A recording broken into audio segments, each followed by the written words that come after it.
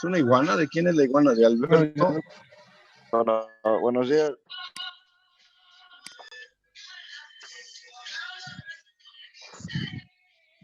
Música, perdón, música. Ahí está. Bueno, quedamos en que hoy sí vamos a terminar el tema. ¿Ya se conectó Luis? Todavía no.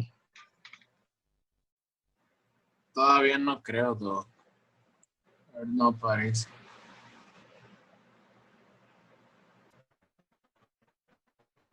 Bueno, ayer No, expliqué aún. sobre las, ¿cómo le llaman? Las barras, las columnas de tenis, más bien no son barras, son columnas. Y la idea es que ustedes vayan teniendo el concepto o descubriendo en las imágenes ciertos datos clínicos que nos pueden ayudar. Ah, caray. Ole, voy a tener que pausar este momento porque llegó el gas. Ahorita nos vemos en 5 minutos. Ahorita vuelvo. Sí, Doc.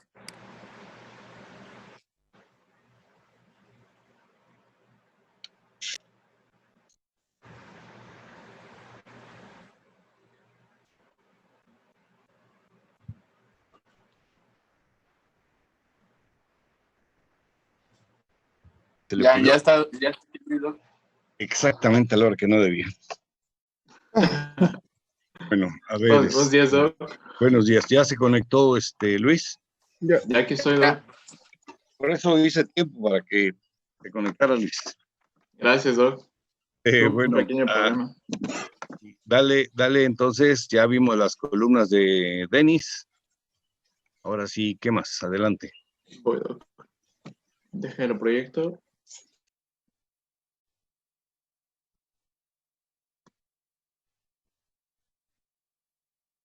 Apenas somos 31 personitas.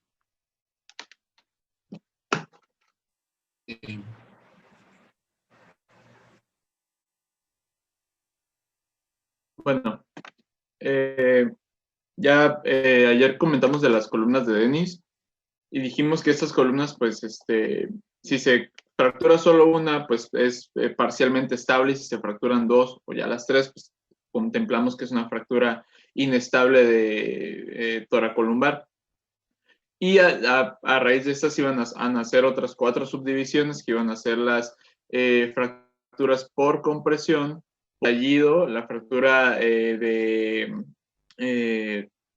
cinturón de seguridad, o entre ellas viene incluida lo que es la fractura de Chance, y las fracturas con luxación, o sea, fracturas junto con movimiento o pérdida de la continuidad de la columna, ¿no? Y a ver, aquí está.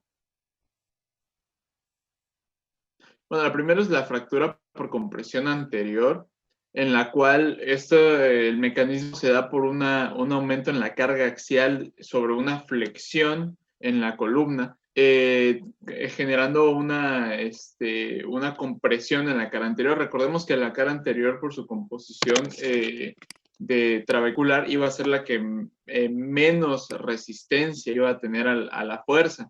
Entonces, cuando la fuerza es mayor, pues obviamente se aplasta la cara anterior, que es lo más común que podemos encontrar.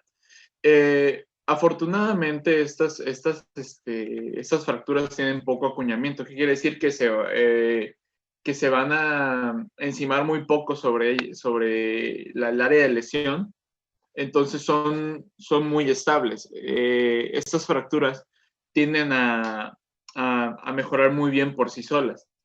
Y si hablamos específicamente de la región torácica, debido a la rigidez y a la falta de movilidad de la región torácica, estas fracturas son todavía aún más estables.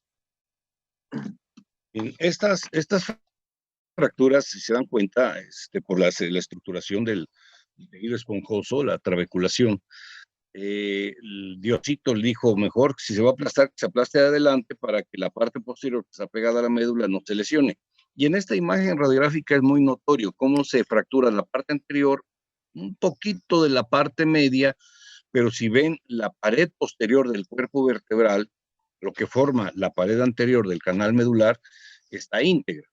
El único problema de estas fracturas es que sí dejan inestabilidad funcional. Esto es, fíjense cómo se rectifica en la primera imagen de la izquierda, la lateral, se rectifica la columna lumbar, o sea, la angulación normal, la curvatura normal que debe tener la columna se pierde porque se hunde la parte anterior y por supuesto la parte de arriba de esa zona pues queda rectificada. Y eso a la larga nos puede causar dolor, molestias, incapacidad funcional, pero no causa ningún trastorno neurológico. En la imagen de frente se ve más delgada, se ve del ancho de los pedículos esa vértebra. Entonces sí hay un trastorno funcional, pero no es tan grave, tan preocupante como para una lesión medular. Y estas son sumamente frecuentes en los viejitos, por eso nos vamos encorvando, porque las vértebras torácicas, como bien dijo Luis, se van fracturando más fácilmente, se van colapsando en su cara anterior. Una tal vez no se note mucho, pero empiezan a ser seriadas, 3, 4 vértebras, pues ya se incurva, se hace más notoria la cifosis, ya se hace una jiba, una joroba en la parte dorsal y es por fracturas en terreno patológico, una fractura por osteoporosis. Pero en paciente joven, por una caída, una flexión súbita intensa, como, no sé, quedarse de un andamio, cae parado el paciente, se fractura los calcáneos, pero con más hiperflexión, también se fractura alguna vértebra. Y las más comunes ahorita nos va a platicar Luis cuáles son. Bueno, entonces, las fracturas en esas zonas son más comunes debido a la rigidez de la caja torácica. La mayoría de estas fracturas son estables, esto es, se aplastan pero no se desplazan. ¿Qué más, Luis?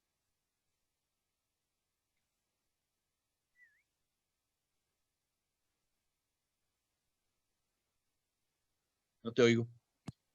Está silenciado, Avendaño. ¿Ya me escuchan?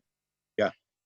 Bueno, vamos con las fracturas por estallido, que estas fracturas son el mismo mecanismo que las anteriores, solo que en la compresión va a ser excesiva, lo cual, pues, como bien lo dice su nombre, estalla el cuerpo vertebral, y aquí, pues, debemos de tener mucho cuidado, porque aquí es donde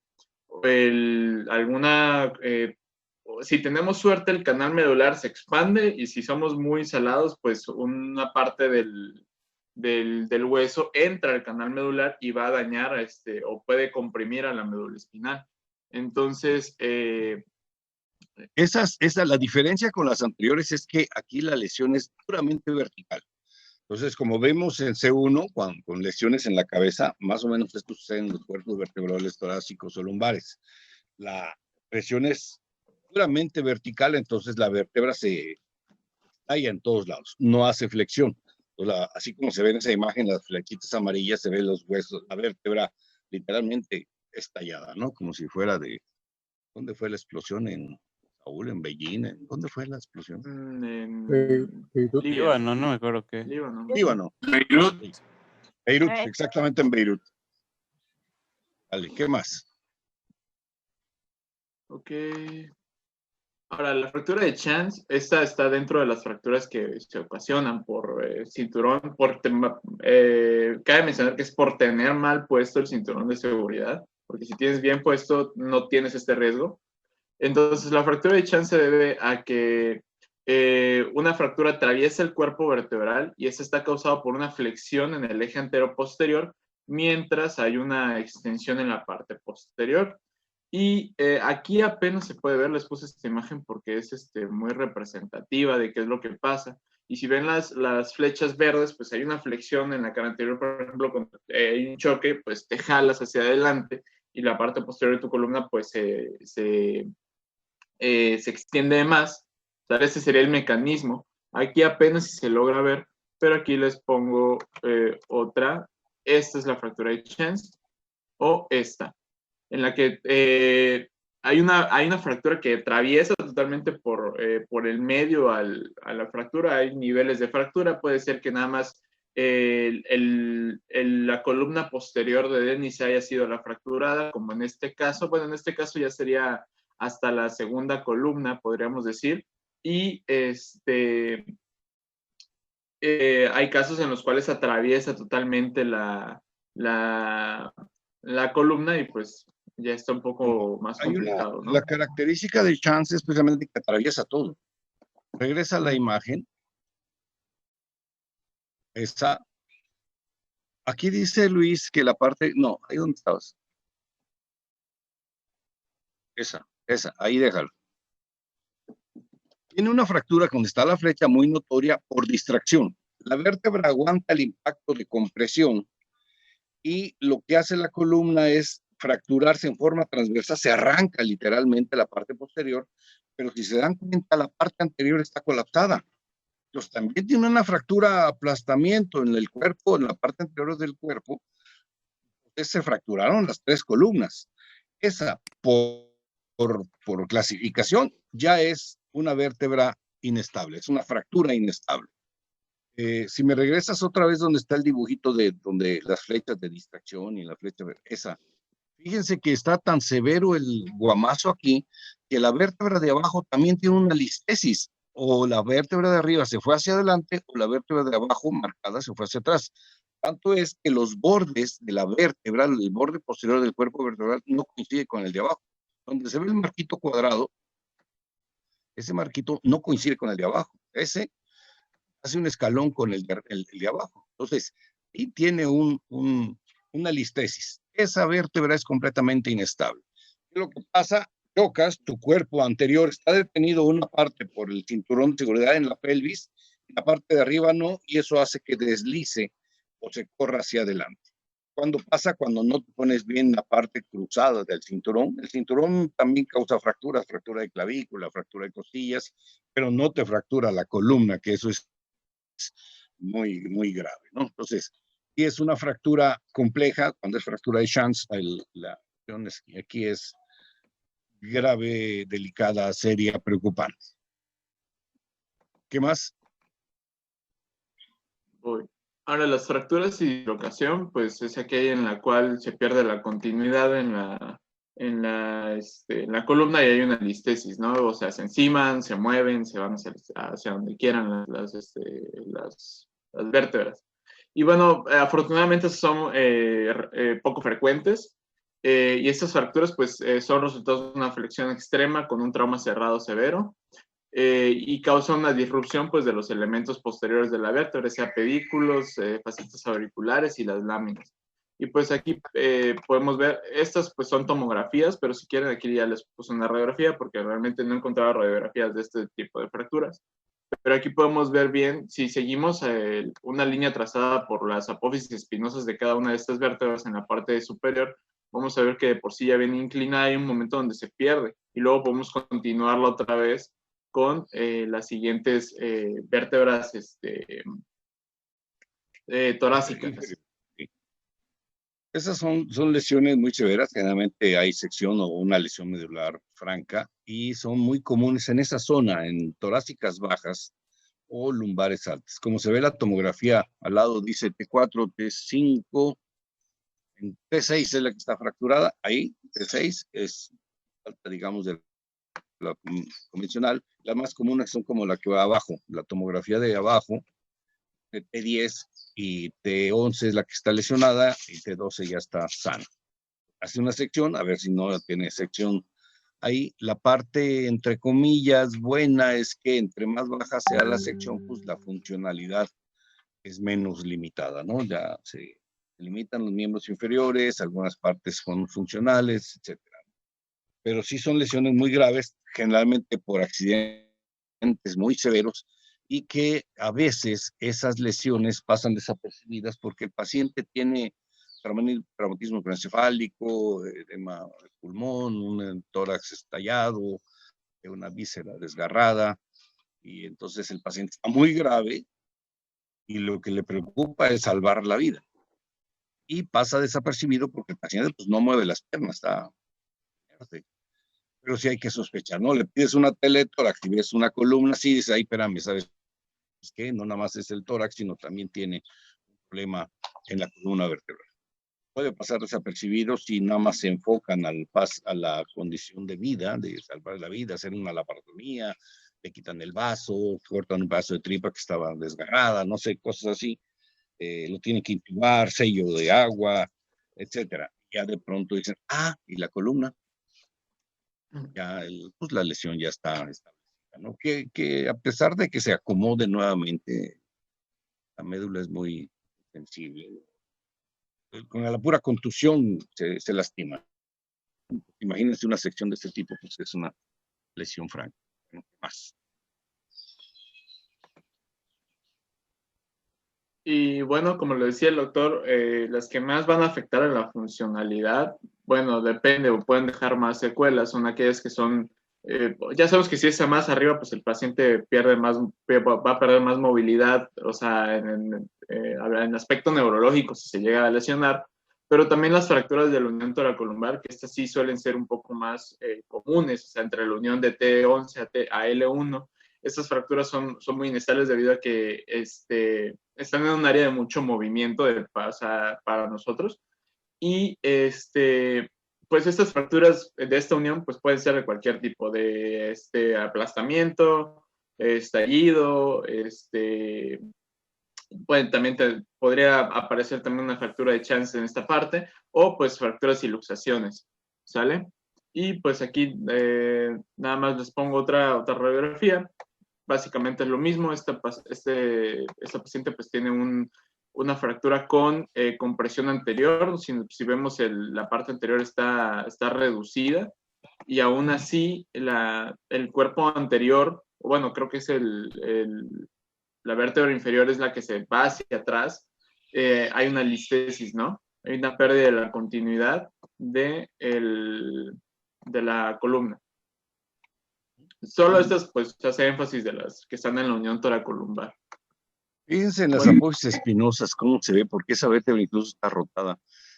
Ahí cómo se ve diferente. Las apófisis inferiores se ven más notorias, más claras, las cuadradas, las lumbares, y las de arriba están como más anguladas y más desplazadas. O sea, la lesión es severa, y este paciente muy probablemente tiene una sección medular. Oiga, Doc, y yo no supe si esta marca que está aquí es costillas. Parecen costillas, ajá. Ah, sí, es cierto. Todo el rato estoy pensando que eran, no, nunca supe. Y bueno, ¿qué manejo? De las costillas. Sí.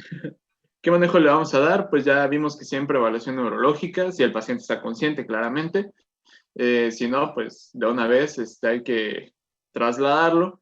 Si el paciente hay que buscar que tenga dolor en la línea media, déficit neurológico, y si tiene también historial de una mecánica de trauma, pues igual mandarlo a hacer un ATAC de una vez, si podemos, si no, pues la radiografía. Y hay que hacer inmovilización con tabla rígida para pues ya mandarlo al especialista y pues que lo evalúen, ¿no? Y lo que nosotros tenemos que saber cuando a un paciente lo encuentran en la calle, eso es onda de los paramédicos. Ellos saben cómo movilizar a un paciente, lo inmovilizan, le ponen el spider, que es todo son varios como cojincitos y arneses para poder moverlo. Ya nosotros nos lo entregan pues ya bien inmovilizado, envuelto. Pero a veces nosotros, exactamente como tamalito, pero a veces nosotros ni siquiera sabemos hacer el movimiento. Ellos le llaman bloque. Empaquetado, así les llaman. Vamos a empaquetar. Lo dejan así como tamalito, bien rígido para que no se mueva nada. Sí. Y la parte que a nosotros nos concierne es cuando llega, porque tenemos que moverlo de esa tabla rígida a una cama. Entonces, este es el movimiento del bloque que a veces no lo sabemos hacer, en el cual, pues, quien toma la cabeza es quien coordina el equipo. Entonces, aquí se necesita de 4 personas, uno que esté inmovilizando la cabeza, uno que tome el tórax y la pelvis, otro que tome arriba de la pelvis y las piernas, y a la cuenta del que inmoviliza la cabeza es cuando se voltea al paciente. Se tiene que hacer todo al mismo momento, por eso se llama movimiento en bloque. No nada más vamos a mover el tórax y la cabeza va a quedar ahí, porque si no, pues lo vamos a torcer y ya fue el pobre paciente, ¿no? Entonces, cuando se mueve, cuando decimos, no, pues 1, 2, 3, giro, y ya lo giramos, se quita la tabla y se coloca en una cama, ¿no? Y pues eso es básicamente lo que nos toca a nosotros. Ya después, pues ya hacemos lo demás, ¿no? Del manejo del tratamiento. Pero pues se me hizo algo muy importante porque a veces no lo conocemos o no lo sabemos hacer bien. Y en manejo, pues en aquellas que son por fractura de compresión anterior y estallido, mencionaba ahí que sin daño neurológico podían ser candidatos a tratamiento conservador. ¿Y cuál iba a ser el tratamiento conservador? Pues una ortosis toracolumbar, que va a ser esta, la primera, o una abrazadera de Jewett, que es esta. Esa abrazadera, ¿cuánto creen que cuesta esa abrazadera? Es como una férula externa, un fiador externo. Se ve Esa cara. abrazadera de Jewett 15,000 Se ve pesos. Creo que cara. mucho, Arriba de que 15. sí debe pesar bastante. vale 45,000 pesos. Ujú. ¿Cuál? Eso que se ve como metal es fibra de carbono. O sea, es súper resistente y súper liviana y permite tomar radiografías. Y súper Ya caro. con eso, ¿no? Y súper caro. Los tornillos son de titanio que no causan reacción, se pueden tomar resonancias magnéticas, etc. No tiene nada de fierro, pues. El otro, pues, es más convencional. Lo podemos sustituir aquí en el sureste de México, por no decir todo México, por un yeso. Tenemos un chaleco de yeso bien atrapado en la pelvis y en los hombros para que no se mueva. Y eso puede ser el tratamiento. Y mantenerlo acostado porque pues, puede tener una fractura que no hemos descubierto adecuadamente y que cicatrice. Como es la vértebra es mucho tejido esponjoso, la posibilidad de consolidación es buena. El problema viene cuando hay que ser quirúrgico. Bueno, ¿qué más, Luis? Y ya por terminar, pues el tratamiento quirúrgico esta es se me fue el nombre de la cirugía, pero pues básicamente lo que hacen es retirar todo el cuerpo de la vértebra estallada. O sea, abren, quitan el cuerpo roto y meten injerto a la vértebra. Y pues queda como la última imagen, en la cual cabe mencionar que es importante apuntar la cortical del injerto hacia el canal medular para que el hueso no invada el canal medular. Sí. Y si no queremos ser tan experimentales, pues ya existen ahí prótesis para esta cirugía, en la cual pues quedan así, ¿no? Espaciadores. O sea, sustituyen el espacio. Ahí está como un gato. Mantiene el espacio, el tornillito que tiene el barrilito del medio, ese lo giras y abre el barril que está adentro, el que se ve en la parte superior de la imagen, el tubito, la parte superior puede ampliarse o reducirse de acuerdo al tamaño requerido. Entonces, esas son cirugías de alto nivel. Generalmente las cirugías son de doble abordaje, esto es, abordan por vía posterior, despegan todo el tejido, abordan por vía anterior, hacen un lado y punchan el pulmón, lo lateralizan o las hacen un ladito las vísceras y es parte abdominal y trabajan en dos equipos. Son cirugías muy delicadas, muy laboriosas. Generalmente se hacen estas cirugías en las columnas viables o funcionales, a las que tienen opción de recuperarse. Si hay una sección medular, el tratamiento es menos intensivo, ¿no? Menos agresivo, pues no le ponen tanto sistema de fijación, no hay que artrodesar las vértebras como intentan en otras ocasiones, sino ya la dejan así, le ponen su chaleco, se queda acostadito y ya empieza su rehabilitación como discapacitación medular. Que eso ya no les corresponde a ustedes. Lo único que deben saber es que cuando hay sección medular, el paciente tiene pérdida de los esfínteres. Esa es como su referencia más importante. No hay control de esfínteres, ya valió sombrilla. Ya perdió toda la posibilidad de recuperación. Eso es en general, como receta. Acuérdense que medicina no es perfecta, no es exacta. Algunos pueden recuperar un poco, pero generalmente cuando ya hay sección medular, la referencia más específica es que no hay movilidad, no hay control, de esfínteres, el paciente se hace pipí, popó en forma espontánea. Y por supuesto, los signos de reflejos, cremasteriano y todo eso, pues no hay. Bueno, ¿qué más? Y pues ya, Doc. ¿Ya acabamos? Ya. Ahí. Acabó bueno. Congreso. Doc, una Sí. pregunta. Mm. ¿Y qué pasa cuando tengo afección de vértebras en diferentes niveles? Digamos, tengo una afección cervical y una afección lumbar. ¿Se puede dar el caso? Sí, puede ser. Es muy raro. Generalmente, como la energía se concentra en ciertas partes, puede ser. No sé, que es una volcadura y en la primera vuelta el auto, pues la cabeza del cliente hace hiperflexión, se fractura C5, que es la más sensible en estos movimientos, y en la segunda vuelta queda torcido y se fractura las lumbares. Y en la tercera cae sentado y se fractura el coxis, ¿no? O sea, también hay infinidad de formas de lastimarse. Sí, es factible, por supuesto, no puedes descartar. Si ya tiene fractura de columna torácica, entonces ya no revises la cervical porque ya no tiene nada, ¿no? Tienes que revisar todo y el manejo en paquete, como dicen, en bloque, es básico y elemental, si no pasa lo que les conté ayer, ¿no? La sección medular. Que, por cierto, no demandó el paciente la situación y ya sigue que se quedó.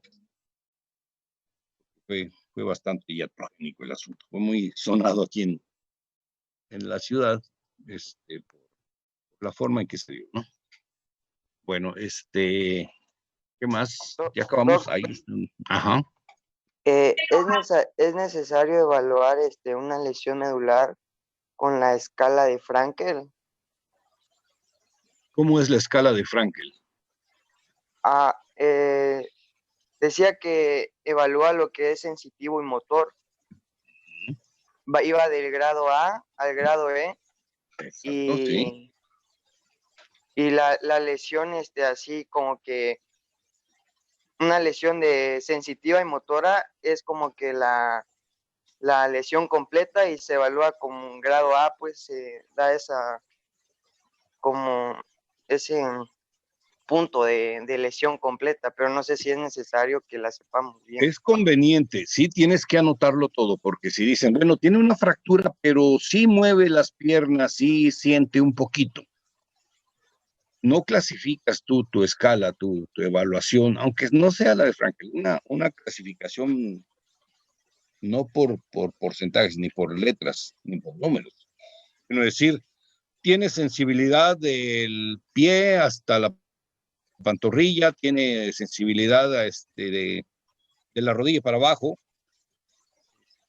tiene movilidad del tibial anterior, logra hacer dorsiflexión, puede hacer flexión plantar con una fuerza de 2, tiene incapacidad para o no puede mover el dedo gordo, etc.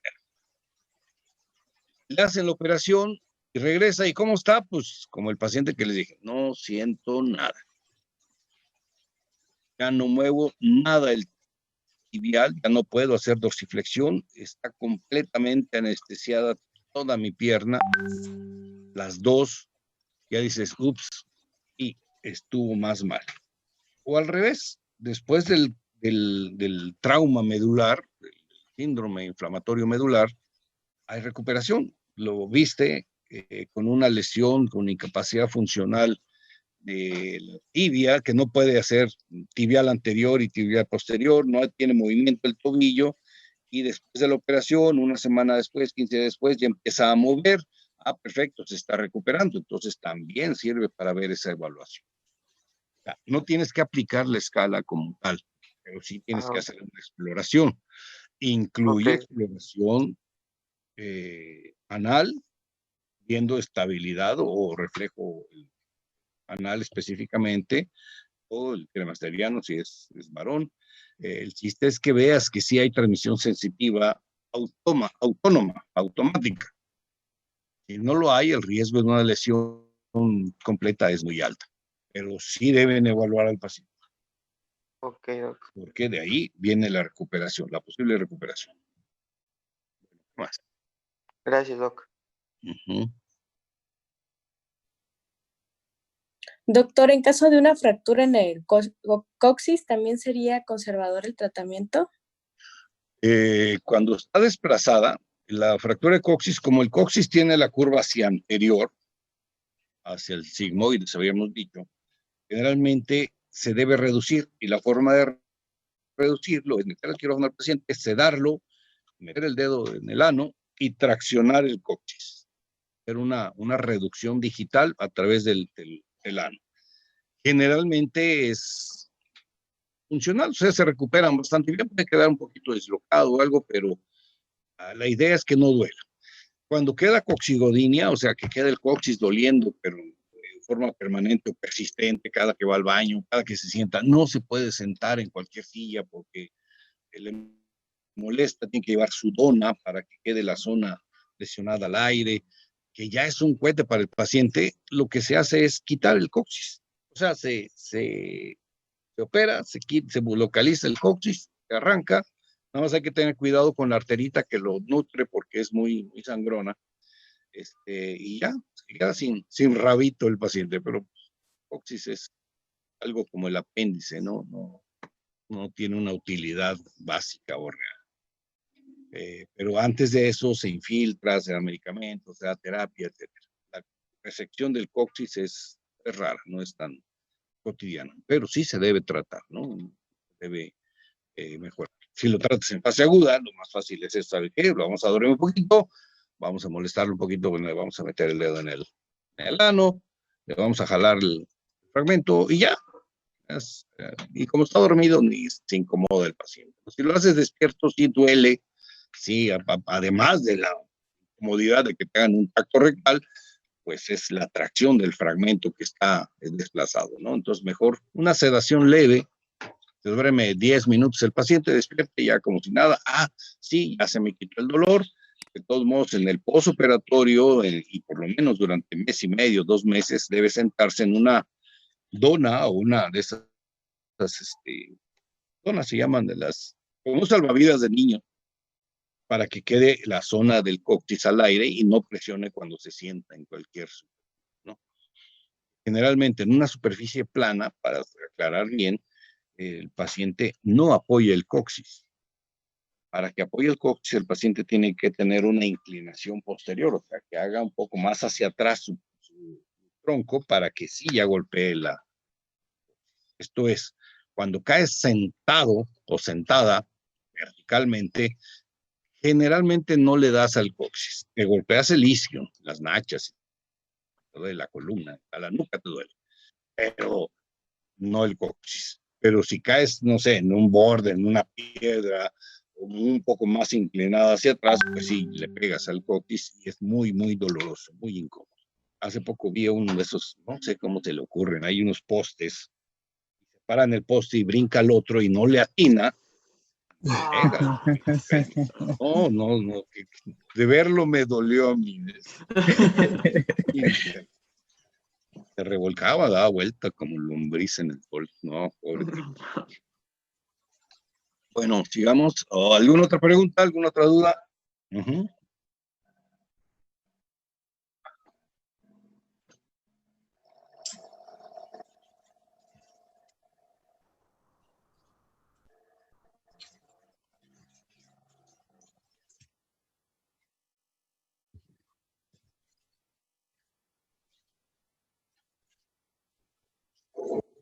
Generalmente las costillas no se tratan, no necesitan tratamiento quirúrgico, salvo cuando sea ya un tórax inestable que tenga 3, 4 costillas y esté disfuncionando el pulmón.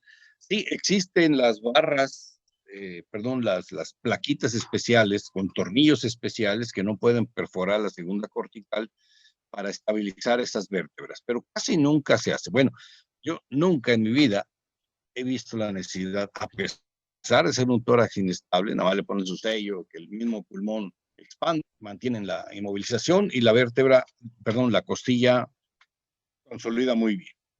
O sea, no es trascendental ver la costilla como tal, sino la vértebra qué tan lastimada está. No es problema.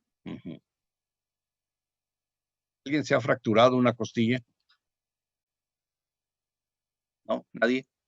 El de la combi. Sí lo fracturaron. Yo tuve una fractura en la costilla del lado izquierdo por estar jugando de portero.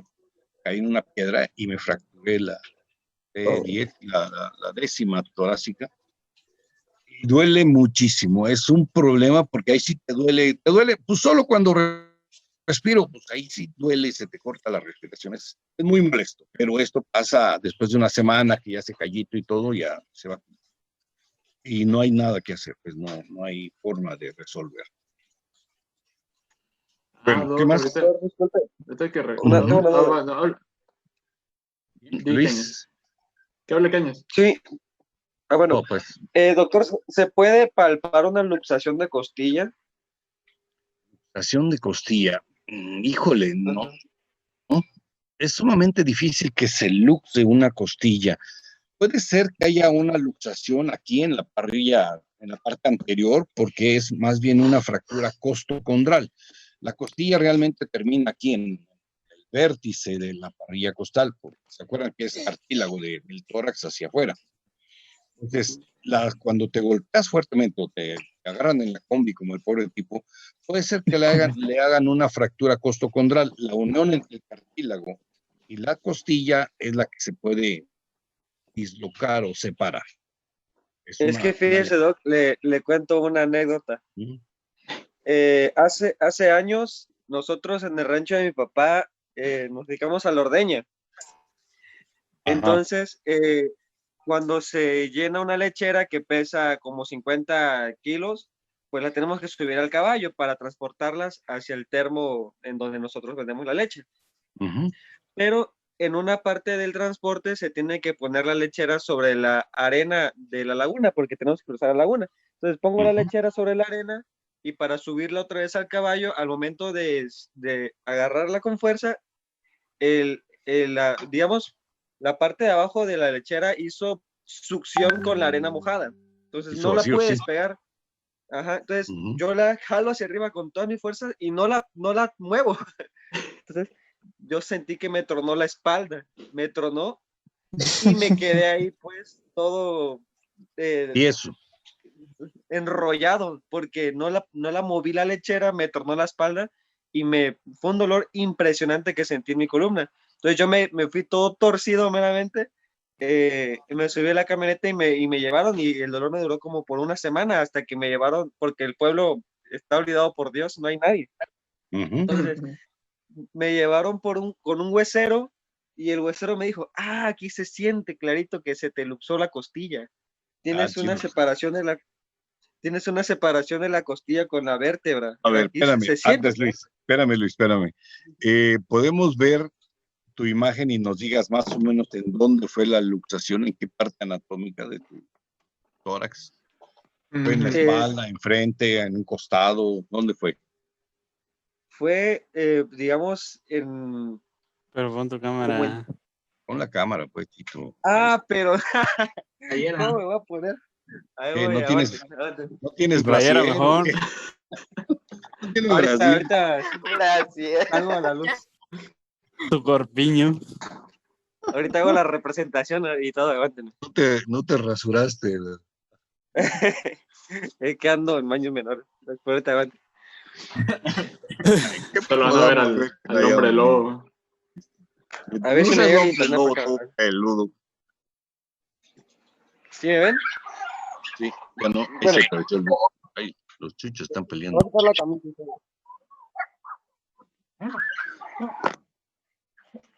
¿Se puede? A ver. Espera, me estoy quitando la camisa. Digamos, Doc, que fue, si se ve mi espalda. Más o menos. Como por acá, Doc. Eso, a ver, pon tu mano por ahí. Bien, sí. Yo creo que tuviste un desgarro de los músculos paravertebrales. Que se luxe ahí, para empezar, ahí es donde tocaste, no hay costillas. Las costillas están más arriba. Ahí donde tocaste, todavía no llega la costilla, te tocaste más o menos. Ajá. Yo creo que L2, L1, pero la costilla para que se luxe debe ser un traumatismo sumamente intenso y fractura. Otra cosa, ahora sí, si quieren apagar su altavoz para que el perico ese no me deja. Perdón, Doc, que hay un montón de cotorros. Hay que decirles que se callen. Bueno, el caso es que es sumamente difícil, por no decir que imposible, que por levantar una un trasto de esos, se te luxe una costilla. No hay una razón, un mecanismo de palanca, de biomecánica, de fuerza muscular en una sola vértebra costilla, para que logre luxar. Pero sí se puede desgarrar, se rompe los músculos paravertebrales y eso te puede causar una lesión. Entonces, que se luxe una costilla, yo no digo que sea imposible. Y la otra, ¿qué te hizo el huesero? ¿Te la acomodó? ¿Te la puso en su lugar y Sí. ya? Fíjese que me agarró como taco, me acostó en su cama en la noche. Y una copita te invitó. Me la acomodó. No, fíjese, ¿no? Bueno. Que También le hizo reducción de coxis. De una vez le acomodó el coxis. sin anestesia. Y así Me en agarró vivo. con unos plátanos y me hizo Bueno, entonces, taco, un taquito. un taquito, Me te hizo así. envolvió. Ajá. Ajá. Sí, y se lo juro que hasta con las piernas me estiraba, pues, para que tuviese más fuerza, de que según él, digamos, que me presionara para que la costilla regresara a su lugar. Y fíjese que en una de esas me tronó la espalda y se me quitó el dolor. Sí, entonces no Como fue no sé desgarro, qué hago. fue una inestabilidad ligamentaria, sí. Ajá. O sea, Me se te tronó cambia y de sentí posición como el que algo cuerpo, encajó. algo entró. No es factible la costilla como tal, pero sí una lesión ligamentario muscular. Ya descarto el desgarro porque el desgarro no se te quita momentáneamente, en cambio un deslizamiento tendinoso sí. El tendón bajo tensión duele mucho, se acomoda y ya queda bien. Entonces, pero que te haya acomodado la costilla como tal, para empezar, insisto, es difícil que se luxe y más difícil acomodarlo así, haciéndote taquito, ¿no? A la brava. Así, no está fácil, pues. Pero, bueno, medicina todo es real. Entonces, como anécdota para tus hijos, tú le dices, sí, yo tuve una luxación de la costilla y me lo acomodó el viejito fulano. Haz descanse. Sí. Bueno, sigamos, pero pudo haber pasado algo de eso, ¿no? A fin de cuentas quedó estable y ya pudiste sacar el bote de leche no pesa De la 50 arena. 50 litros. Son ¿Son 50 los botes kilos. lecheros de aluminio, esos grandotes? Es que, sí, las de aluminio pesan como entre 8 y 10 kilos vacías y se llenan con 80. Aquí se cuentan los litros de leche en kilos de leche. Entonces se llena con 40 kilos de leche la lechera más el peso de la lechera misma, que son como 8 o 10. Entonces ya llega como a los 50 kilos. Como 50. La leche pesa más o menos como el agua, no pesa un poquito más. ¿No? Sí, bueno, tiene un poquito más de densidad y por eso se hace como, aquí se toma la medida de kilogramos. Ah, bien. Está bueno. Ajá. Pues mira, qué buena anécdota. Sí, ¿no? Que te hayas luxado algo. Interesante. Algo Bueno, metro, ¿no? algo que no hay chanfle. Qué bueno que te acomodó el huesero. Bueno, ¿qué más? ¿Quién sigue? Doctor, tengo una pregunta. Es que lo que es, estaba yo leyendo un término que es shock medular, que dice sí. que es una parálisis flácida en el momento en que se da la lesión. Sí. Pero ¿cuándo sé que que cuando, digamos, inmovilizamos al paciente, llega, se fracturó, inmovilizamos y reparamos, digamos, la fractura? ¿Cuánto tiempo debe de pasar para que yo sospeche que tiene o no una complicación, que sería una parálisis? Sí, es bien difícil. Algunos dicen que hasta 3 meses. Otros echan hasta 6 meses en estabilizar o delimitar el grado de lesión. Cuando hay shock medular, el trancazo fue muy intenso y sí hubo contusión a la médula o se lastimó la médula. Radiográficamente tal vez se ve el canal medular íntegro, pero tuvo una lesión. O sea, la vértebra se movió, se deslizó y se regresó a su lugar, pero ya causó un trauma, un shock medular, un proceso inflamatorio severo. Y la lesión es arriba incluso, hablando de dermatosis, de donde fue la lesión, o sea, se edematiza mucho. Y ya cuando va desinflamando la médula, va descendiendo, se va como delimitando y generalmente queda abajito de donde fue la lesión.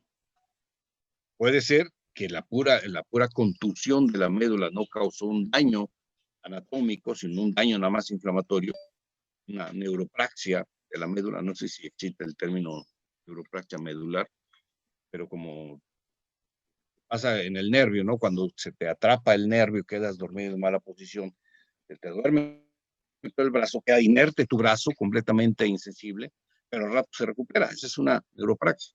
Puede ser que pase eso en la columna, en la médula, perdón.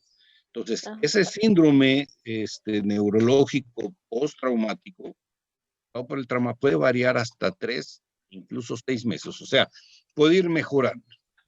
A veces al revés, por isquemia o por necrosis de la médula, esto pasa al revés. En vez de mejorar, sentía un poquito, poco a poco por el edema, poco en horas, 2 días, 48 horas, se necrosa y asciende la lesión. O sea, si sentía hasta la ingle, ya empieza a perder sensibilidad del ombligo para arriba y ya no está sintiendo, ¿no? Igual la motricidad, se pierde fuerza en miembros inferiores, etcétera, pero porque se necrosó la médula. Y eso a veces pasa en la cirugía. Por eso digo, insisto en que ustedes deben revisar al paciente mucho cuidado para evaluar los niveles de lesión, para ver qué pasa después de esa cirugía, cómo queda el paciente. Pero esto sí, se trata del shock medular. Calculemos 3 meses, así como para redondear números, quiere decir que después de 3 meses, si ya no hubo movilidad, generalmente ya no. Después de los 3 meses empieza la espasticidad y el paciente dice, o el familiar dice, ya se está recuperando. ¿Por qué? Porque le tocamos o le pellizcamos y el pie se encoge así, se retrae. Es un reflejo. No es motor voluntario. Se retrae. Y si a un paciente no lo rehabilita, se encoge todo. Hace espasmos musculares. Una motoneurona superior. Ya es un síndrome de motora neurona superior. Bueno, ¿qué más? Ok, doctor, muchas gracias. Sí. ¿Qué otro? ¿Ya? ¿Nos vamos? No, que nos vamos. Sigamos con lo que sigue. ¿Quién sigue? Ok, doc. Veo. Eduardo va a hablar de pelis, ¿verdad? Sí, doc.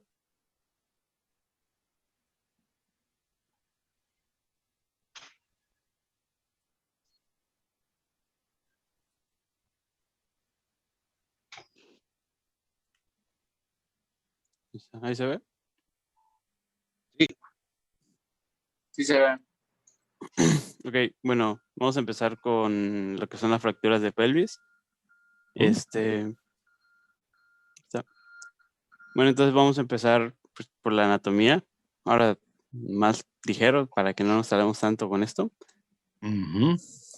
Bueno, entonces la pelvis la pelvis en sí está constituida por 3 huesos. El hueso coxal, que son 2, y el sacro.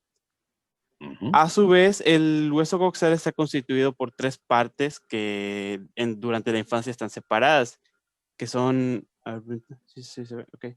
El ilion, el isquion y el pubis, que aquí están coloreados. A ver, que no veo, ahí está. Estos durante pues, la infancia se encuentran unidos por cartílagos en uniones en sincondrosis, que durante pues, el crecimiento estos se osifican y se terminan por unir.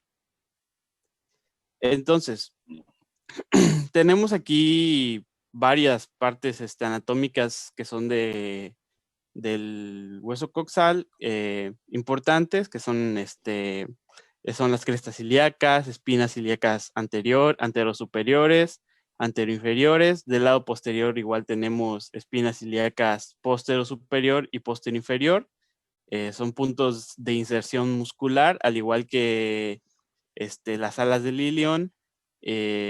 Igual, otro punto importante, pues tenemos la sínfisis del pubis, que es la unión, creo que es fibrosa entre ambos pubis, el tubérculo del pubis, otro punto de inserción muscular, La tuberosidad isquiática, que es el hueso que se siente, si te toca la nalga, es la parte que podemos sentir. Y digamos que el punto más importante que tenemos en el hueso, en la pelvis, es lo que sería la articulación donde entra la cabeza del fémur, ¿cómo se llama? Paulo. Acetábulo, perdón. Bueno. Seguimos con esto. Digamos, aquí los ligamentos tienen un papel muy importante debido a que estos proporcionan estabilidad a la pelvis. Tenemos al ligamento sacroiliaco anterior. Bueno, perdón, vamos a empezar con el sacroespinoso, que va a ser el que va a limitar a la rotación externa de la pelvis. Y también tenemos el sacrotuberoso, que podemos ver acá, del sacro al tubérculo. Y va a impedir la migración caudocefálica, o sea, que la pelvis se vaya hacia arriba. En la parte posterior tenemos también a lo que es el ligamento, digamos, el más importante y el que brinda mayor estabilidad a lo que es la pelvis, que es el ligamento sacroiliaco posterior. Pues, es el más poderoso. Entonces, si se rompe alguno de los anteriores, pues no es tan peligroso como que se rompa el sacroiliaco posterior, porque con que se rompa ya podemos decir que tenemos una pelvis inestable. Bueno, y aquí les puse algunas inserciones de músculos. Bueno, entonces, ¿cómo es que se fractura la pelvis? Tenemos los mecanismos o las fuerzas que ejercen, que se ejercen sobre la pelvis. Bueno, entonces hay 3 tipos de fuerzas, o bueno, 4, si contamos la combinación de ellas. Una de ellas es la rotación interna, que sucede cuando la pelvis sufre compresión lateral. Ahorita vamos a poner unas imágenes. La rotación externa, que es cuando la pelvis sufre compresión de antero-posterior. Y también tenemos la de cizallamiento vertical, en el cual, digamos, ocurre, no sé, en una caída de pie o en un accidente automovilístico, que se separa la mitad de la pelvis se va para arriba, para abajo. Entonces, debido a que la pelvis, pues, es un anillo, normalmente cuando hay una lesión que comprometa la estabilidad de pues se va a encontrar más de una lesión. O sea, aunque una sea evidente, probablemente en otro lado del anillo también se haya roto. Eso es. Y quiere decir que los mecanismos de palanca que sube el anillo pélvico, la olla de la pelvis, es un anillote.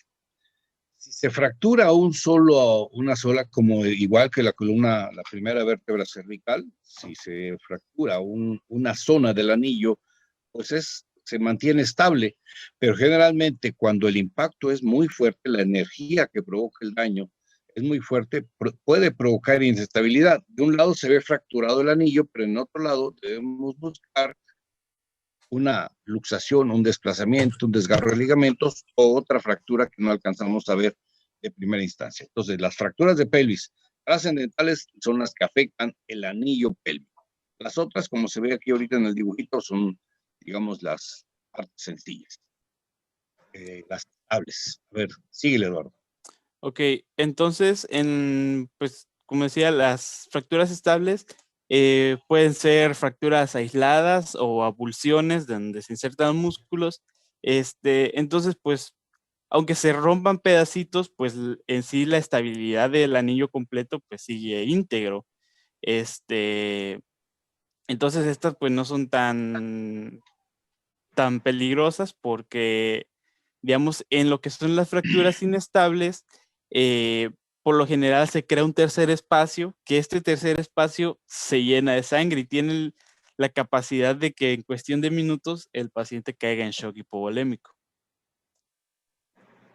Bueno, entonces, pues es lo que les dije, estas son las inestables que van a comprometer el anillo y se utiliza la clasificación de Jung y Burgess, no sé. Regresa la imagen. ¿Esa? Esta quiero que la vean, le pongan un poquito más de atención porque son relativamente frecuentes y no generan problema, aunque sí puedan generar mucho dolor. Las fracturas por avulsión, o sea, por arrancamientos musculares, son bastante frecuentes en jóvenes principalmente por un esfuerzo intenso, hacer pesas, una tracción, un giro forzado, una patada mal aplicada, y se fractura ya sea la espina anterosuperior, el borde superior de inserta el recto anterior del muslo, en el isquio, en los isquiotibiales, pueden generar fracturas por tracción que pasan desapercibidas o duelen mucho, le tomas la radiografía, tienes una mala de reposo, ni siquiera lo inmovilizas y ya se resuelve. Las de abajo son ya más traumáticas, pueden ser más comunes. La número 3, por ejemplo, que es fractura en el ala del ilíaco, que se cae el viejito y le pega, golpea con algo el ala del ilíaco, se rompe así, muy aparatoso el fragmento, muy grande, pero no trastorna el anillo pélvico. No es problema. Y ya. Y el isquion es muy frecuente que se lo fracturen los viejitos al sentarse, al tratar de sentarse en la cama o se resbalan de cama y caen sentados en el piso. Les duele mucho, hay mucho dolor en la zona del impacto, o caen de bruces y se fracturan el pubis o la rama iliopúbica y no pasa nada. Y ahí no pasa. ¿Cuál es el problema? Ya lo que sigue. Estas son estables, nada más les dan reposo una semana, incluso puede llegar a caminar parcialmente después de una semana de reposo y ya no se desplazan, no hay angulación, no hay deformidad, no hay limitación, no hay discapacidad, no hay riesgo de vida. Se resuelve. Estas son las más comunes. La parte buena es eso, que es muy común que se pueda fracturar un ilíaco así, como le estoy platicando, sin consecuencias. La parte crítica ya son las inestables, que ahora sí. Dale, Eduardo. Ok, entonces, bueno, vamos a ver las inestables en la clasificación de Young y Burgess, no sé. Bueno, entonces, estas se clasifican de acuerdo a la fuerza que se ejerce sobre la pelvis. Tenemos, cuando son en compresión lateral hay 3 tipos y cuando la compresión es antero-posterior hay también 3 tipos. Entonces estas se van a producir por lo que es impactación del sacro y fracturas de las ramas anteriores del iliopubianas e isquiopubianas. Por ejemplo, aquí tenemos la flechita que indica de qué lado se ejerce la fuerza y pues esa transmisión de fuerza digamos que va a romper siempre pues los lados más débiles. Entonces pues aquí vemos las ramas que unen al ilion y al isquion con el pubis, están rotas.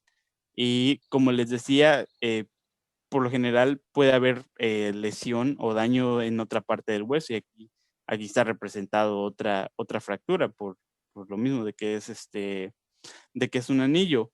Aún así, en lo que es esta clasificación, digamos que la estabilidad mecánica y hemodinámica pues aún no está comprometida, no hay creación de tercer espacio, que es lo que pues, puede llenarse de sangre.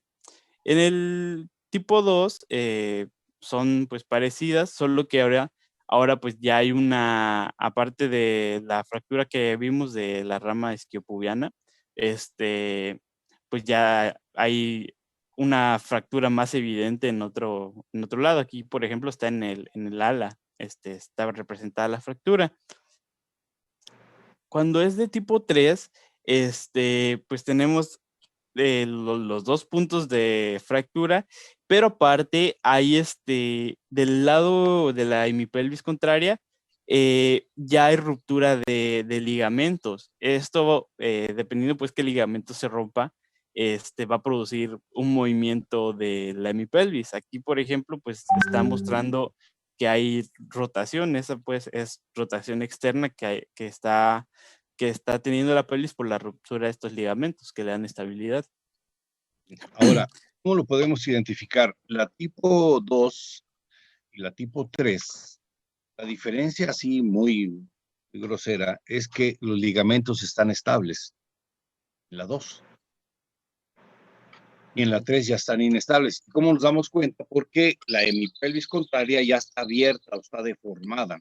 Por supuesto, los ligamentos no los vemos como se ve aquí el dibujito, pero vemos que la pelvis también está abierta, está girada, está rotada, y no vemos una fractura como tal.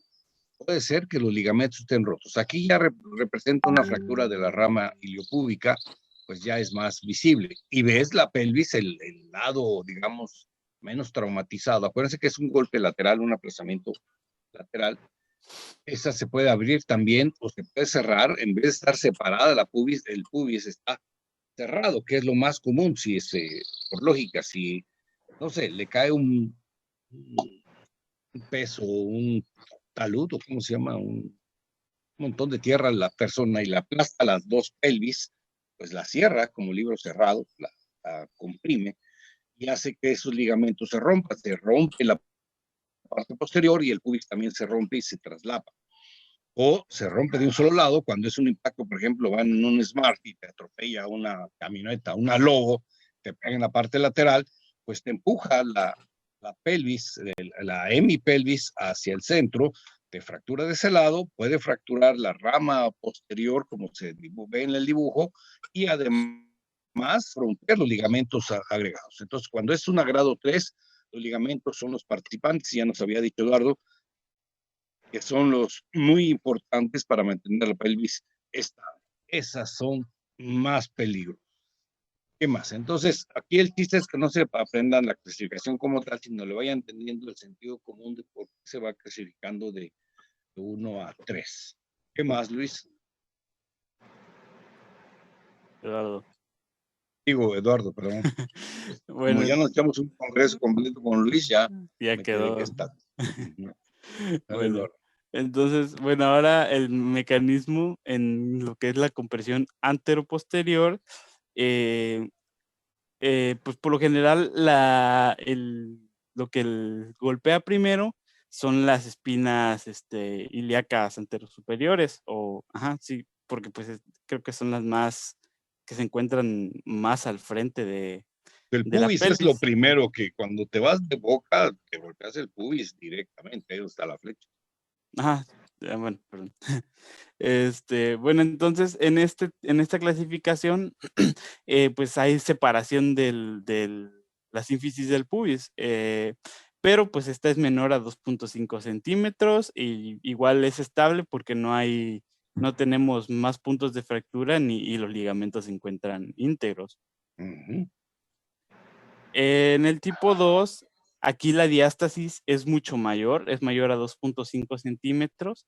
Entonces, y también hay ruptura de ligamentos, por lo cual ya la pelvis se va a encontrar en rotación. Aquí dice que hay rotación externa. Y lo que es la unión del sacro y el ilion, también se puede separar este complejo. Es que se tiene que separar, no es que se pueda, sino para que sea 2, se abre la parte anterior y por lógica, si se abre en algún lado tuvo que hacer bisagra y la bisagra más lógica es la articulación sacroiliaca, esa misma hemipelvis, ¿no? Entonces el ilíaco y el sacro en la parte posterior se desgarra, no se fractura, no se ve una quebradura en el hueso en la parte posterior, se ve más abierta la articulación sacroiliaca y el pubis se ve más de 1 pulgada separado, quiere decir que sí, una lesión muy severa. Sí hay ruptura, no puede haber. Si no hay, no se abrió, entonces es tipo 1, es una compresión levesona, no es tan grave, está separadito un poquito nada más el pubis. Si se abre más el pubis, de algún lado tuvo que ser palanca. Y es donde tienen que buscar. Más. Okay. Bueno, entonces en el tipo 2, ya hay aumento del volumen intrapélvico, ya hay un tercer espacio que...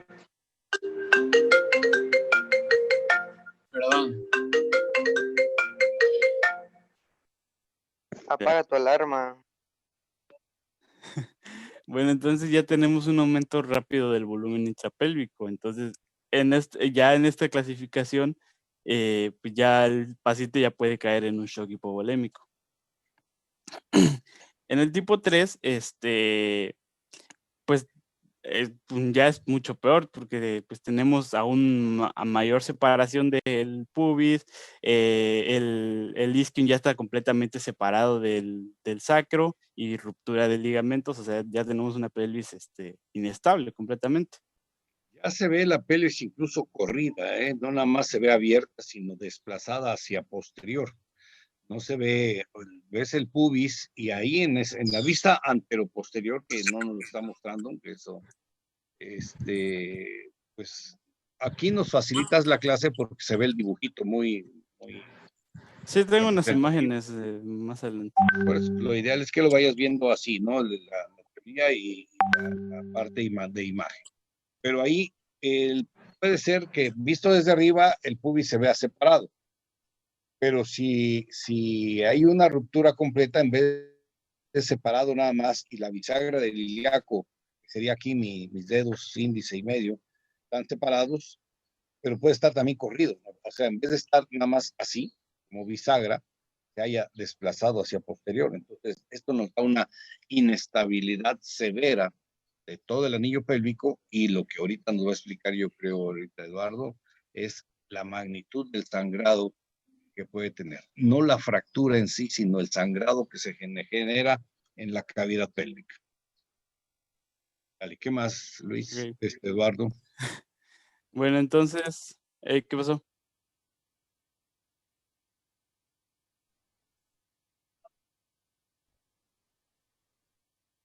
Sí, Sí, regresa a la en la imagen. clasificación, sí.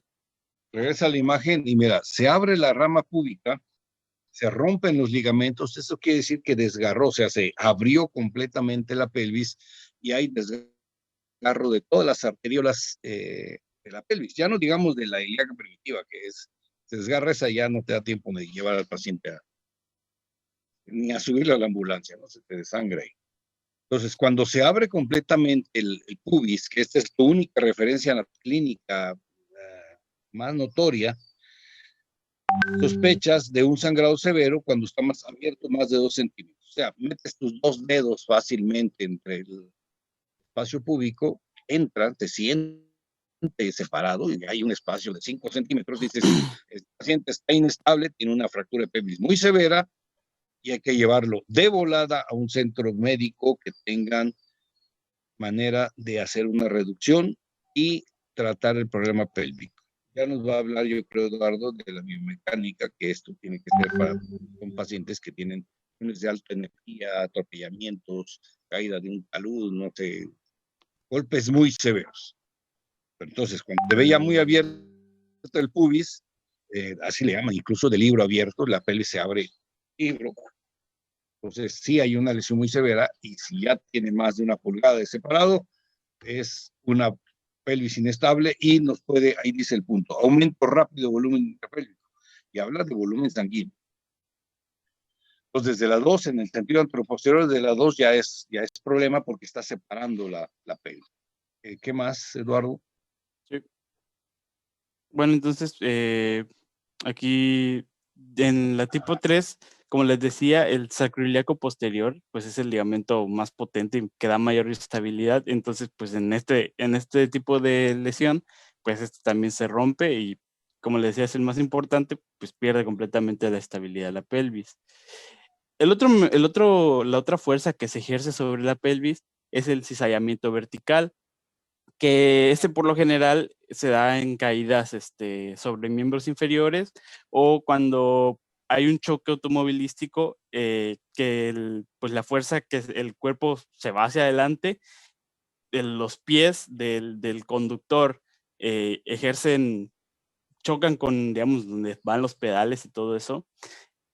Esa fuerza retrae a lo que son los fémures y empujan, digamos, de manera vertical la pelvis, y pues puede producir este cizallamiento que pues separa digamos, la unión sacroiliaca y las ramas del pubis. Igual son pues el punto más débil, estos se rompen de esa manera, al igual que los ligamentos.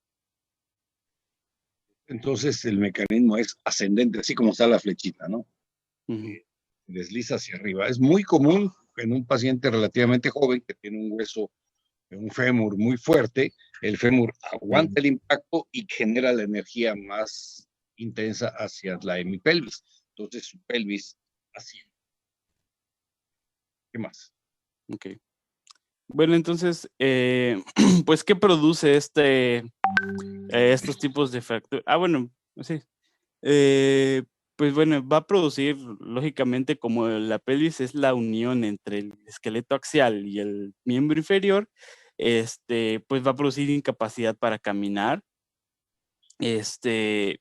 dolor, obviamente, no va a poder apoyar su pie, va a decir que le duele donde apoya, equimosis, el paciente va, al haber pues desplazamiento de una hemipelvis, va a decir que va a haber una pierna pues más corta que otra y puede haber rotación externa o interna del miembro inferior dependiendo el punto en el que se haya fracturado. Ahorita, después vamos a ver las fracturas de acetábulo, que de donde leí yo lo estudia de manera separada, entonces va después. Tiene Entonces, problemas Jaime con la anfitrión de Zoom. ¿Qué onda, Jaime? Sí, es que ya va a acabar mi paquete de datos, entonces le voy a dejar a alguien la reunión para que no se salga así nada más. No sé quién puede, Ya porque debemos ya van a terminar. acabar mis 2 horas de saldo. Jefe, ¿ya debemos terminar la clase o qué onda? Es que ya va a acabar mi paquete de datos, porque yo Pero pongo por horas para que agarre bien mi internet. Sí podemos continuar, no hay problema. Sí, Que la alguien le reunión toma. sigue, pero mi saldo no. Bien, ¿cómo es eso? ¿Quién toma Voy, ahí está Luis Avendaño, ya lo agarró. Gracias, perdón, Doc, por interrumpir. Bueno, para que sepamos qué está pasando, porque capaz nos dejan hablando solos al Eduardo y a mí.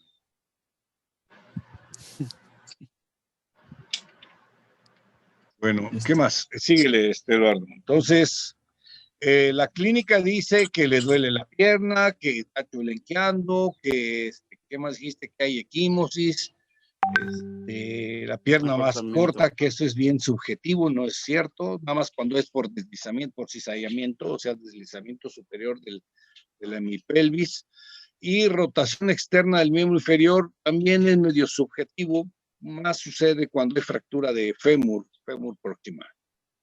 Ahora, esto es muy subjetivo porque generalmente los pacientes que sufren fractura de pelvis tienen una fractura muy intensa, salvo que sean las fracturas estables que habíamos mencionado, las por abulsión o fracturita del isquio, fracturita de la pura rama isquiopúbica o iliopúbica, no pasa nada. Lo peligroso es cuando es por un accidente automovilístico. Cuando es por una caída severa donde cayó el paciente, le cayó el cerro encima, lo salvan, está como sofocado, tiene aplastado el tórax, tiene insuficiencia respiratoria, está hipóxico, le atienden la parte superior, pero no se dan cuenta que también una de las piedras que le cayó encima le aplastó la pelvis. Una fractura 1 o 2 anteroposterior, pues puede pasar desapercibido, pero se dan cuenta que el paciente tiene taquicardia, signos de hemorragia, taquicardia, hipotensión, palidez, sudoración, tiene una hemorragia, saber dónde. Entonces le toman radiografía y descubren, híjole, es que tiene fracturada la pelvis en libro abierto, se le abrió la pelvis. Y ya tiene que llamar al traumatólogo para que haga una reducción de esa pelvis, estabilice la pelvis fracturada y eso reduce bastante el riesgo de sangrado. Mejora mucho la condición del paciente. Si está consciente, reduce el dolor y si no, pues también estabiliza también que puede funcionar. Le pueden seguir haciendo otras cosas, recuperan la estabilidad, reduce el sangrado y ya les da tiempo de poder transfundir, revisar, hacer una laparotomía, no sé si un sello venoso, si está ciego, perdón, de agua, si está tronado el pulmón, etc. Pero no es tan común que tenga, no tengo nada, nada más que me duele la pelvis porque me caí de bruces. No se fractura gravemente una pelvis así. La fractura grave es cuando hay inestabilidad ligamentaria porque se les muere el paciente. ¿Qué más, Eduardo? Bueno, ok, entonces, bueno, Síguele con cuadro clínico, ¿qué otra cosa? Eso, ahí vamos. Sí, bueno, me olvidé mencionar la frecuencia, que por lo general la fractura de pelvis se da, pues, es muy común en pacientes politraumatizados también, y es una cosa que se puede subdiagnosticar porque lo que mencionaba anteriormente el doctor, pues por lo general se centra la atención pues en el cráneo, o para mantener la vida, y pues una fractura de pelvis puede pasar completamente desapercibida. Entonces, durante la atención, el paciente puede empezar a perder presión arterial y empezar a caer en shock, y sin una causa aparente de ese sangrado, o sea, no hay sangrado externo, pero pues dentro de la pelvis, como tiene una capacidad de creo que es entre 2 a 3 litros de sangre, pues se llena ahí, cae en shock el paciente y puedes pasar desapercibido. Ok. Entonces, pues el diagnóstico, obviamente, pues la clínica, que sepamos qué le pasó al paciente, y pues con los estudios auxiliares, con los rayos X, se toma pues una radiografía, se toman tres radiografías, que es la AP, y aparte dos extras que son de entrada o inlet, y de salida, que es la outlet. La de entrada ayuda para observar mejor si hay una diástasis sacroiliaca, y la de salida eh, eh, evidencia mejor los desplazamientos caudocefálicos. Bueno, entonces aquí tenemos ya una radiografía. Falta otra radiografía. La alaria y la obturatriz. Esas las voy a mencionar en lo que es acetábulo. Bueno, sí, está bien. Bueno, entonces aquí tenemos pues una radiografía de pelvis normal. Para ver la calidad de una radiografía de este tipo, es importante tomar en cuenta, primero que nada, la alineación. Que veamos aquí la alineación de lo que es el coxis con las ínfisis del pubis. En esta pues se encuentran bien alineadas, está correcto.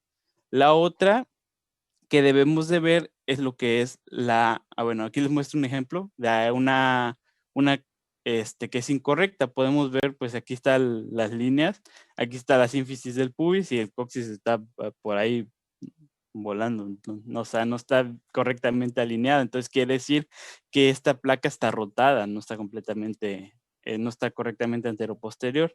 Ahora, te voy a decir que eso es difícil, poder tomar una radiografía, porque acuérdense que el paciente está en shock o está todo golpeado.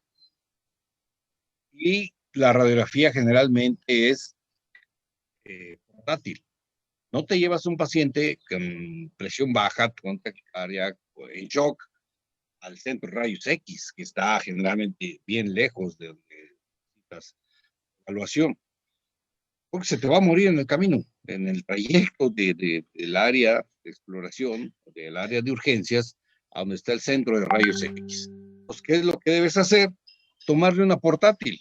Y el paciente está medio chueco, pues está o inconsciente, o todo mareado, todo adolorido, está quejumbroso, y le vas a tomar una radiografía y no te va a salir chida, pues no te va a salir así como la que tomaste al principio.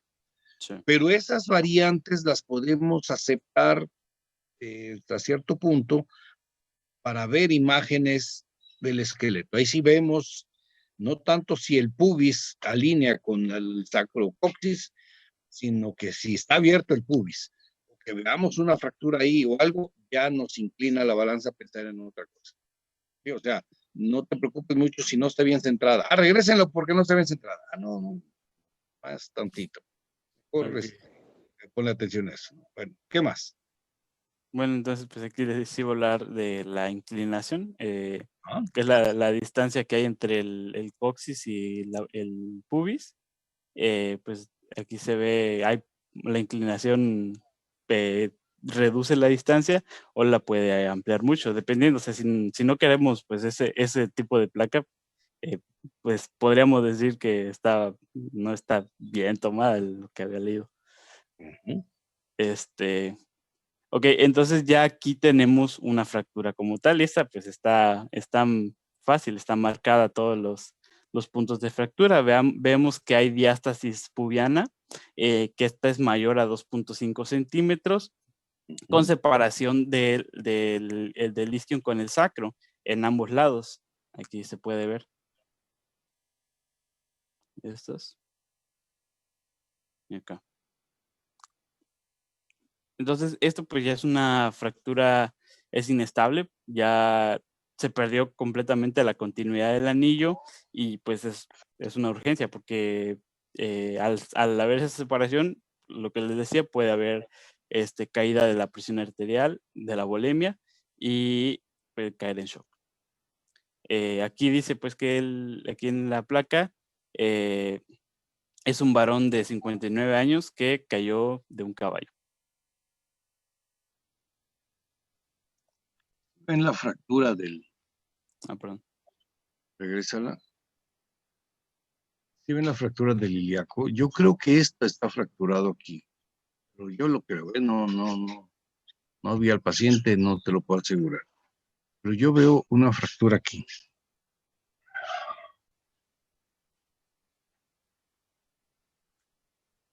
Y esta abertura de aquí para acá está abierta, está separadito. Ah, sí, es cierto. Sí. ¿Sí? Y eso hace que esta pelvis de este lado, la izquierda de nosotros, la derecha del paciente, se fue de aquí hacia acá. Acá, se corrió, se abrió. Y donde hubo la inestabilidad real es acá, en el lado que aparentemente se ve más o menos normal. Te das cuenta, la radiografía pues, está toda descuadrada, el ilíaco izquierdo está más descendido que el ilíaco derecho. O sea, no es una radiografía que dice, oye, no, repítela porque está chueca. No, ya con eso. ¿Por qué? Porque tiene una fractura, una inestabilidad pélvica importante y ese paciente sí puede caer en shock. Bueno, más alguien que borre estas cosas que. No sé, yo no soy anfitrión.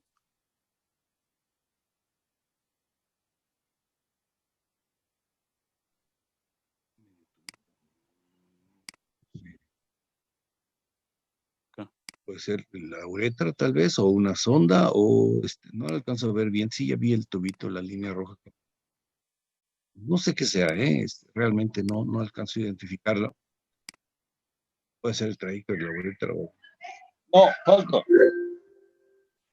Híjole, se está acabando mi batería. Vamos a cambiar de conexión.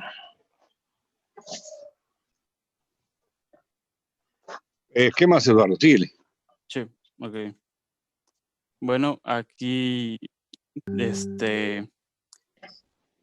tenemos, digamos, una otra fractura, igual no es tan evidente, pero tenemos la línea, hay líneas que nos indican fractura, que es la iliopúbica, que es esta que se encuentra acá. A ver, la voy a remarcar.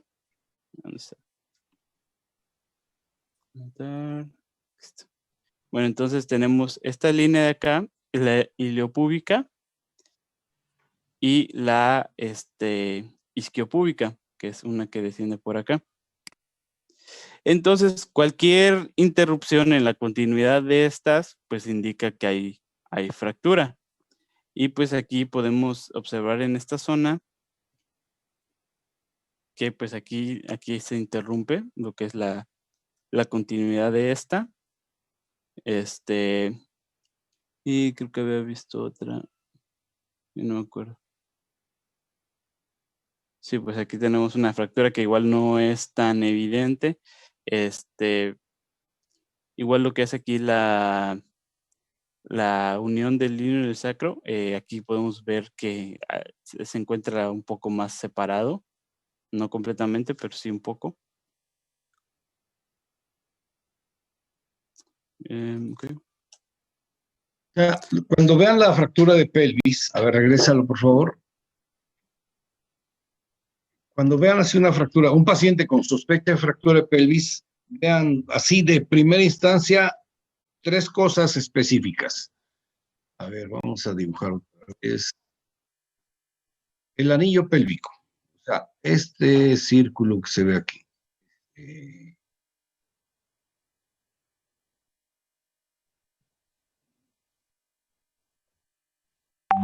Y el de parejo. Más específicamente, esto. Y esto, las 2 ramas. Y la tercera es el pubis. Si le hago otra rayita aquí, es un chucho, miren. Un diablito parece. Diablito. Bueno, entonces, esas 3 cosas, que vean el anillo más o menos simétrico. Aquí el anillo tiene un escalón, acá en esta zona, porque se fracturó la rama iliopúbica. Pero si los ilíacos con el sacro están más o menos similares, aunque sí está un poquito abiertito aquí, pero más o menos similares, y no hay otra disrupción del anillo, y el pubis se encuentra en su lugar, podríamos decir, es estable. Por supuesto, aplicado a la semiología. No es lo mismo que se haya caído del caballo que iba corriendo y cayó y se cayó en un barranco, a que no se pudo subir bien y se subió y cayó del otro lado del caballo, ¿no? El caballo paradito y se cae el caballo. Y hacer semiología, ver interrogatorio y luego ya con la radiografía poder hacer una evaluación más completa. ¿De acuerdo? Entonces, esas 3 cosas, que vean el anillo, la parte posterior del ilíaco, la articulación sacroiliaca y el pubis. Esas 3 cosas les van a ayudar mucho a identificar ciertas lesiones. Y de ahí, bueno, la avulsión, la fracturita de la ilíaca, etcétera, ya algo más, digamos, menos trascendental. Bueno, ahora sí, sigamos, Eduardo, por favor. Ok, entonces, pues, otra cosa, voy a borrar. Sí, por favor. Ahí está. Bueno, entonces, me fui de largo. Voy a regresar, ahí está.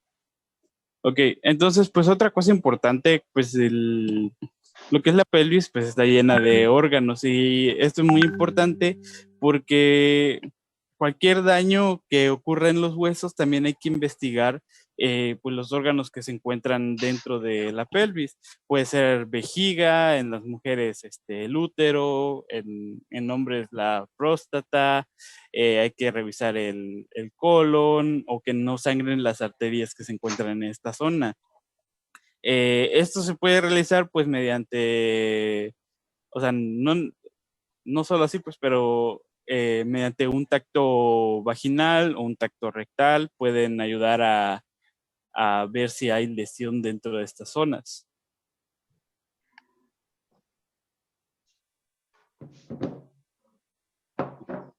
Bueno, entonces, el tratamiento, dependiendo del tipo de fractura, pues se va a dar un tratamiento. En las fracturas estables, este puede ser conservador y va a depender del tipo de fractura. Pues si es una fractura aislada, pues con un cinturón para producir reducción, estas pueden ser controladas. O aunque sea estable, una abulsión, por lo que leí, estas requieren cirugía. Ya se acabó. Espérame, ¿qué dice Martín Domínguez? Doctor, y se terminó mi paquete de datos. Ya no entendí. Creo que tenemos que cancelar la clase ya. Ya se fueron 3 participantes. ¿Qué pasó? Son los que viven en el cerro, Doc.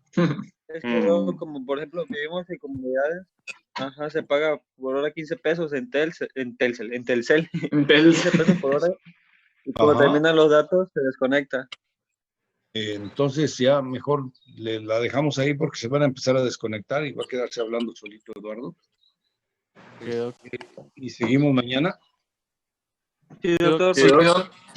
Bueno, mañana es sábado, no sé si. Es sábado. Ya mañana es sábado. Entonces, nos vemos el lunes. Ya mañana es sábado. Sí, Doc.